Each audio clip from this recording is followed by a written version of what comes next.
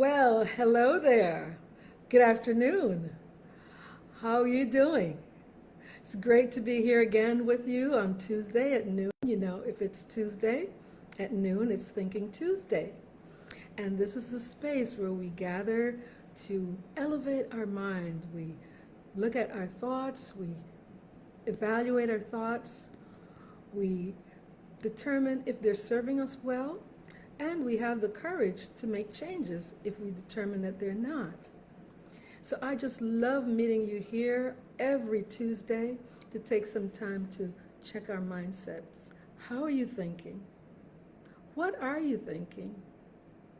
Challenging you, challenging all of us to evaluate our thinking and ask if our thinking is serving us in all the positive ways that it can. You know, we grow up with certain beliefs, certain ways of thinking, and sometimes we never examine them because that's the way we've always done it. That's the way my family thinks, and I think the same. That's the way I've always approached whatever I've done with this type of thinking, and it's always worked for me. So if it ain't broke, why fix it? But sometimes it is necessary to break it and fix it again, building it with new information that you have so that it serves you better than it served you before. So that old adage, if it's not broken, don't fix it. If it ain't broke, don't fix it. That doesn't work all the time. So I'm encouraging you to fix it, to break it sometimes, all right, so that you can fix it and design it in a way that works for you. Don't just let those antiquated weeds, here we are with weeds again, don't let those antiquated weeds of antiquated thinking, self-limiting thinking, shrinking thinking, take up valuable space where new thought can be cultivated and elevate you to even higher heights. All right, we're not static human beings, we're growing. So our minds need to grow with us as well. So today I'd like to share with you what some of you might consider a novel idea. But I think it's worth taking the time to talk about this because we don't often think about it in this way.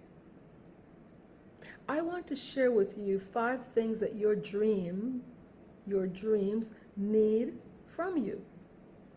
Because I'm assuming that you all have a dream, right? And because no one should be without a dream.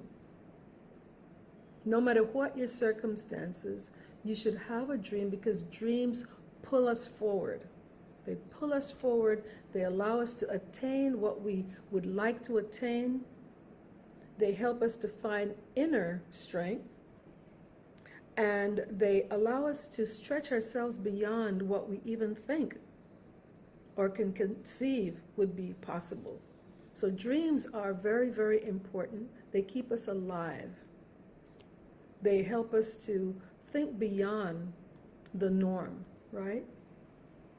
So when we think about a dream, we often think of what we can achieve from or through those dreams, right?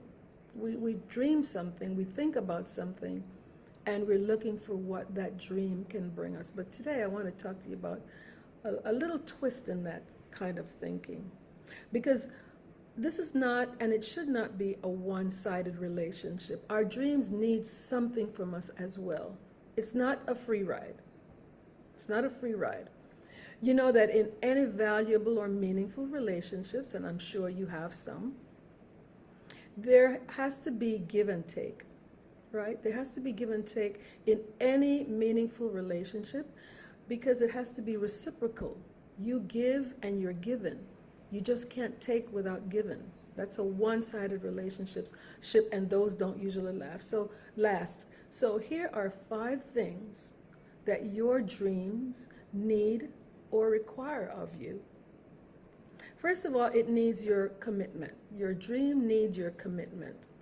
It needs your commitment because it wants you to be fully committed. You can't be half-stepping. If you want to dream, if you want to attain something, if you want to attain your dream, you can't half-step. It's like a romantic relationship. Consider it something like a romantic relationship, or perhaps a marriage. You know, you are fully committed to that relationship. You're fully focused on building that relationship so that you can get what you hope to achieve, and your dream is getting the best of you to bring to you what you want.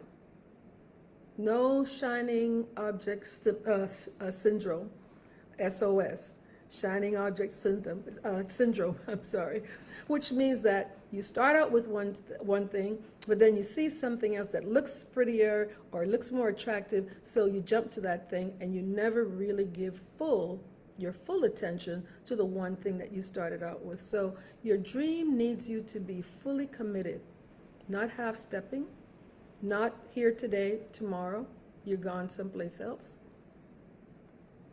Because when you do that, you're diluting the focus of your dream. You have to lend everything that you have to encourage your dream. Your dream needs your encouragement. The second thing that your dream needs from you is your vision. Where there's no vision, you don't know what to attain or how you're going to attain what you would like. So what is the vision that you have for your dream?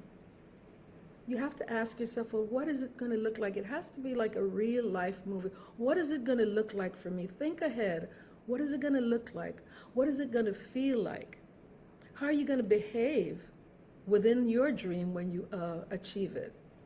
You know, what is it going to add to your life or the lives of others? How are you going to behave within that dream? Make it as real as possible. See how you are going to fit into this dream. Have a vision for it.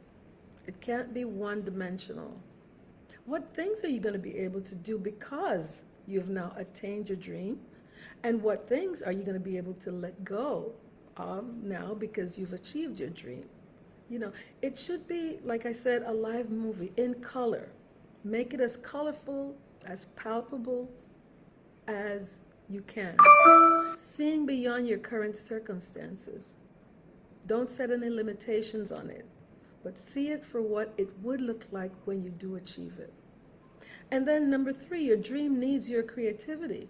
You can't just think about something or say you want to attain something and that's it. You just can't state it. You need to expect that you will have to do some work.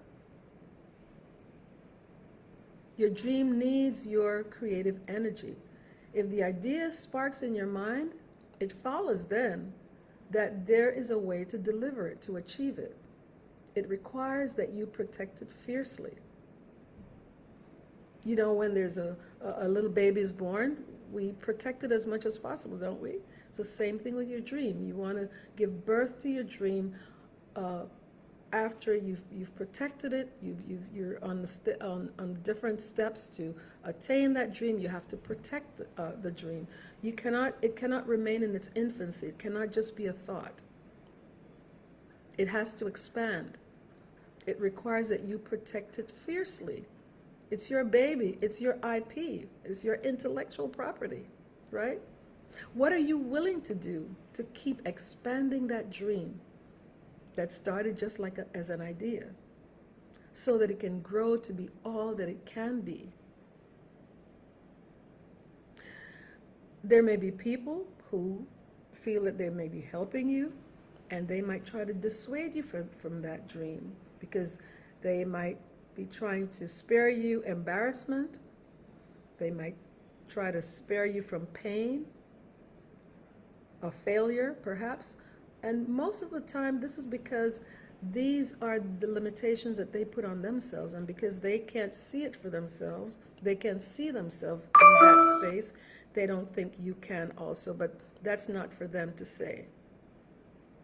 But not just the people who are outside that you have to protect it against, because whenever we're starting something new and we don't have all the steps, many times self-doubt creeps in. And we might also try to dissuade ourselves from pursuing this. Our self-limiting beliefs might also create some obstacles for us.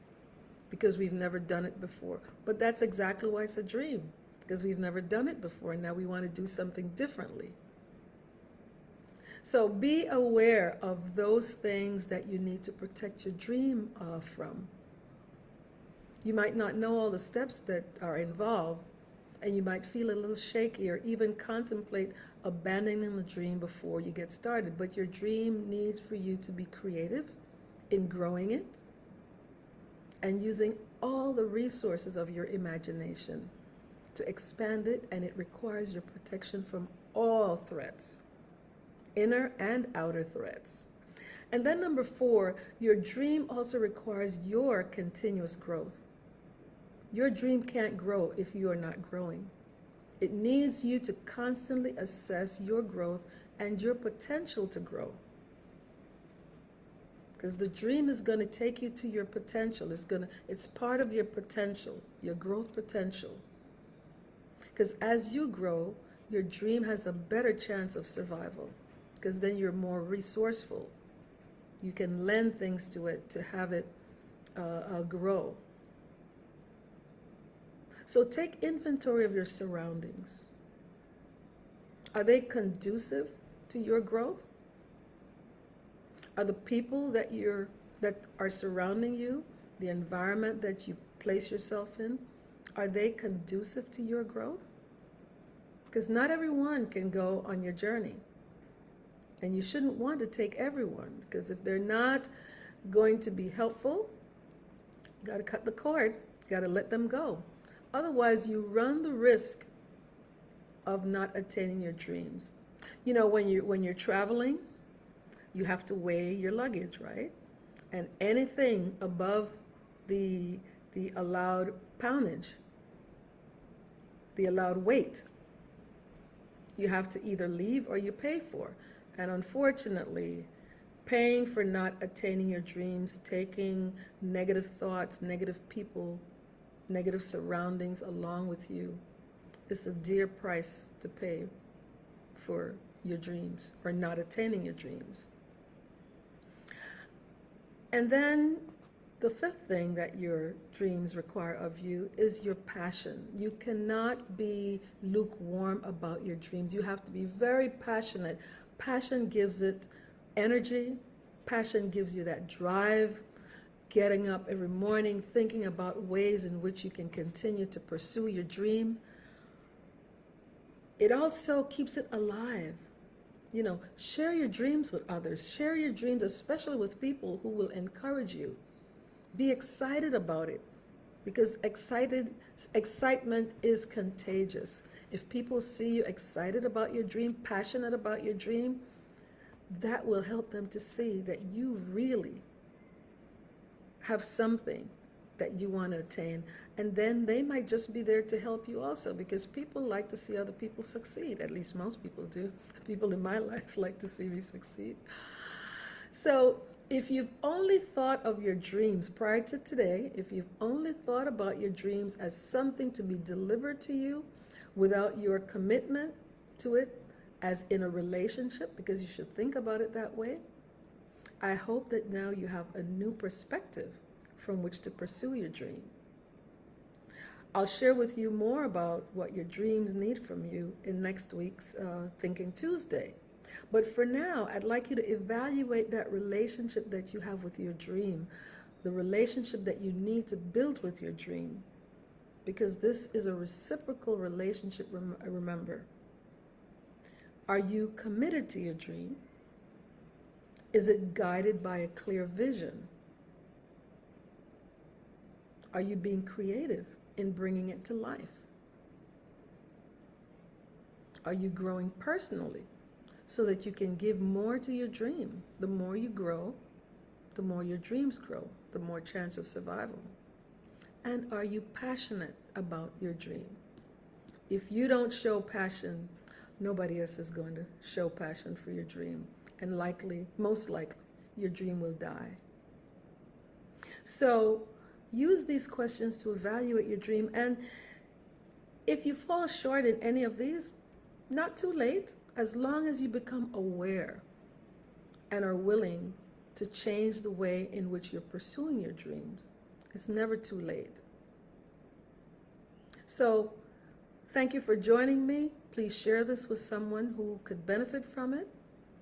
It will also be on my YouTube channel. Feel free to go there and share. And also visit my website, as you will see other programs and services that help you move forward in attaining your dream also, and how to grow yourself personally. So I do look forward to seeing you next Tuesday at noon, at 12, of course, for another episode of Thinking Tuesday. In the meantime, consider your dreams a partner, a relationship that you're entering into. It's not a one-sided thing. It needs something from you in order to come to fruition. So I hope this has helped you. I look forward to seeing you next Tuesday. Bye for now. Take care.